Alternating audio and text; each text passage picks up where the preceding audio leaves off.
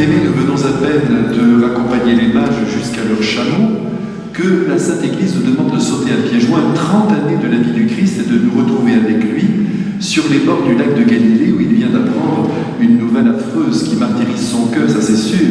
Il vient d'apprendre que Jean-Baptiste a été arrêté. Et il sait bien sûr, puisqu'il est Dieu, ce qu'il va advenir à son cousin, au plus grand évangélisateur que la terre ait jamais porté.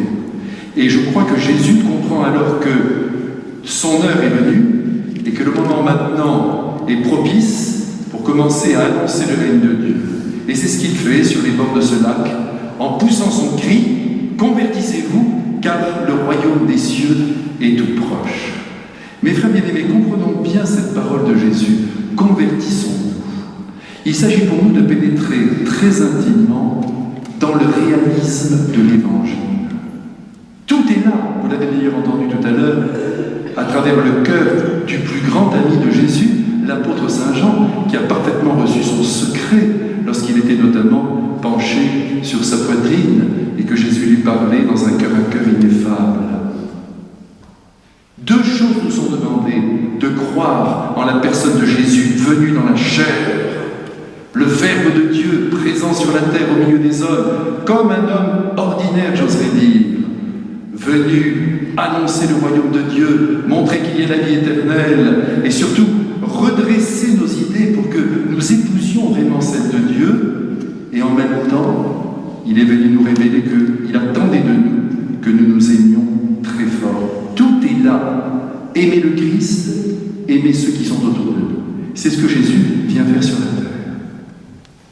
C'est ça, se convertir. C'est pénétrer dans cette essence de l'Évangile.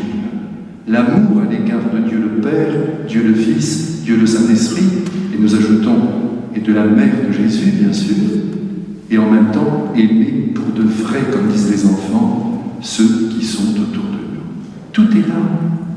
Celui qui n'aime pas son frère, dira Saint Jean, et qui prétend aimer Dieu, n'aime pas Dieu, c'est un menteur. Et Jésus nous donne l'exemple aujourd'hui, parce que fait-il sur le bord du lac? Il enseigne. Il demande aux hommes de pénétrer dans sa sagesse.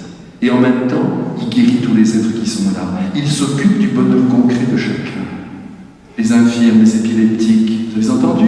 Les possédés, tous ceux qui souffrent dans leur corps, dans leur âme. Tout le monde trouve en Jésus le réconfort et la guérison.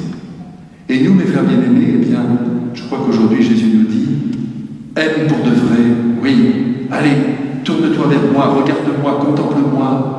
Je suis venu sur la terre pour t'apprendre à aimer. Donne du bonheur à ceux qui sont autour de toi. Soulève le cœur humain, sors-le de son pessimisme, console, compatis. Aime d'une manière concrète ceux qui sont près de toi. Et si tu ne peux pas les guérir, sois tout de même près d'eux et soutiens-les de ton amour, de ton sourire, de ta gentillesse, de la donation de ton être, de l'oubli de toi-même, pour que l'autre qui est devant toi soit heureux.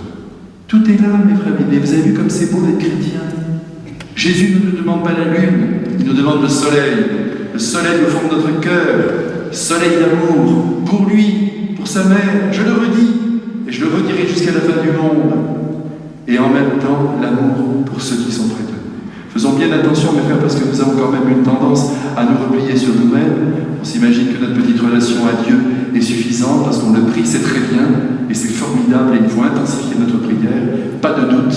Il faut beaucoup prier, ça c'est sûr, parce que plus on prie normalement, plus on prie, plus on reçoit cette sagesse de Jésus, plus on devient Jésus pour le monde, mais en même temps ne perdons pas surtout contact avec nos frères qui ont besoin de l'amour concret de Jésus qui passe à travers notre propre amour. Sinon, comment le découvriront-ils? C'est impossible.